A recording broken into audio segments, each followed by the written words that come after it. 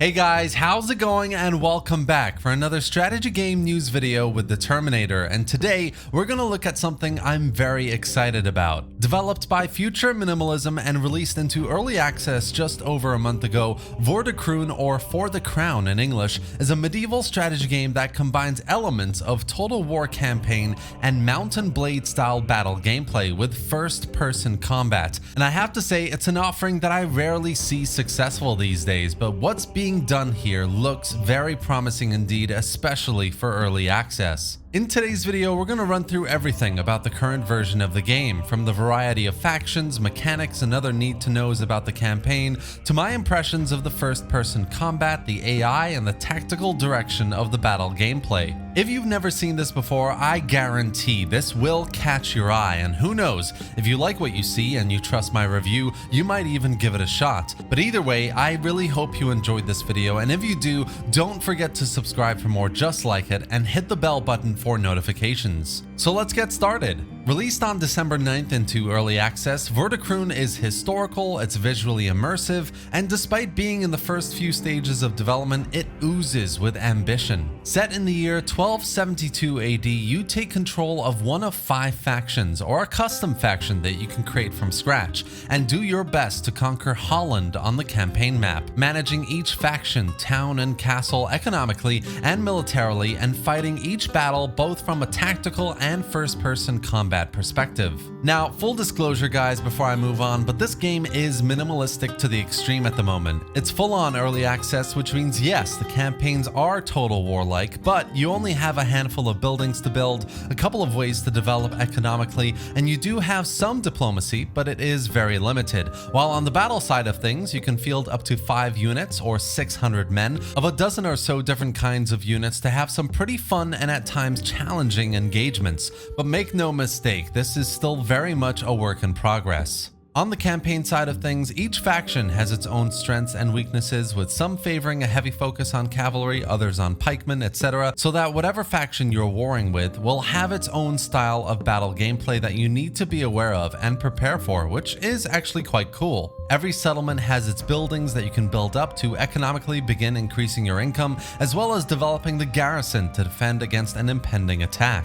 There are 23 settlements altogether on the campaign map so far, with I'm sure plans in motion to add more for a much fuller and polished map in the future. But for now, what we have here is pretty interesting and a lot of fun. Each settlement has public order and population growth to maintain, a set of military buildings to develop the garrison, as well as political policies that benefit you in a certain way at a specific cost. So law and order, for example, increases your public order while decreasing growth. Conscription, on the other hand, increases recruitment capacity but decreases public order over time, and others just like this, policies that you will use one way or another throughout your campaign for their benefits. As a campaign manager, you can set up trade routes, you can levy taxes for more income, you can transfer units of infantry, archer, or cavalry from one settlement to another. You can do all sorts of things, but the main aim is to expand out and conquer as much as possible, if not the entire map. One feature that is interesting is the end turn. So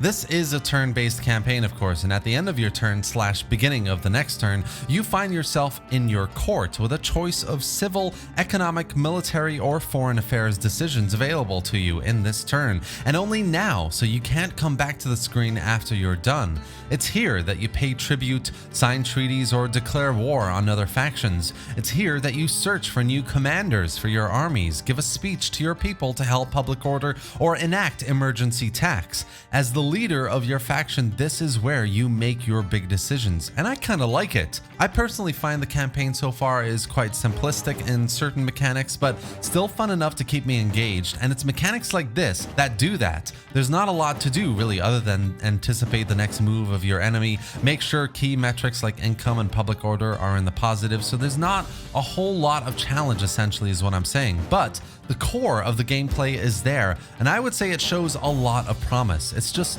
missing a little bit of depth, flavor, and challenge, but I'm sure these things will come in time with future updates.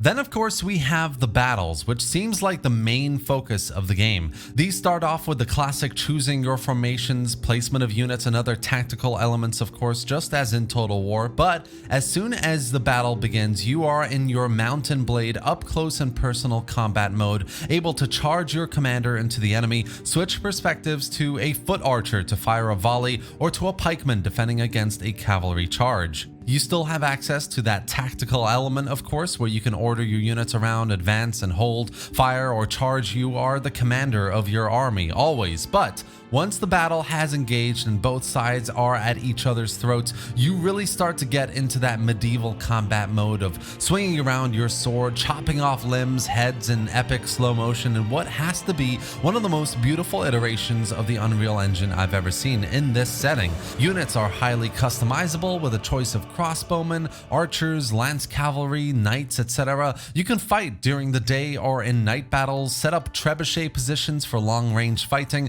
as well as defensive structures like pikes. You can order your archers to fire flamed arrows, which really makes for cinematic night battles, by the way, and you can get really tactical with flanking, engaging enemy cav with spearmen, etc. I would say the AI is slightly on the not so intelligent side, and the combat movement doesn't seem as realistic as I thought it would be with its pacing or slightly clunky controls, but otherwise it's a really fun time. Overall, Voor De Kroon has a promising start to delivering something we seldom see in video games. Turn-based strategy on a campaign map that is heavily influenced by Total War, but that is still on the minimalistic side, together with real-time battles that are very reminiscent of Mountain Blade style tactics and combat. It's very obviously early access, but for a single developer, it shows a lot for it and clearly has its sights on a bright, ambitious future. The developer is currently working on future updates to include siege battles, customizable faction leaders, game events, more diverse battle maps, improved combat mechanics, and more. So there's a lot to look forward to,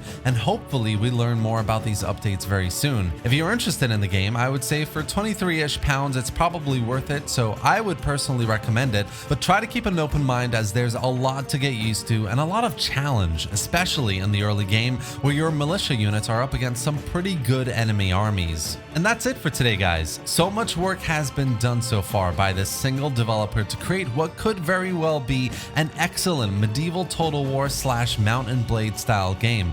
I've linked the Steam page below as well as the official website where you can get more information, and hopefully, all being well, the dev will release more updates throughout the year, at which point I'll let you know what they're all about with a video just like this. And on that note, I really hope you enjoyed this video and found it informative. If you did, please do give it a like and drop any thoughts or questions in the comment section below. I'd love to hear what you think about Voor De Kroon so far.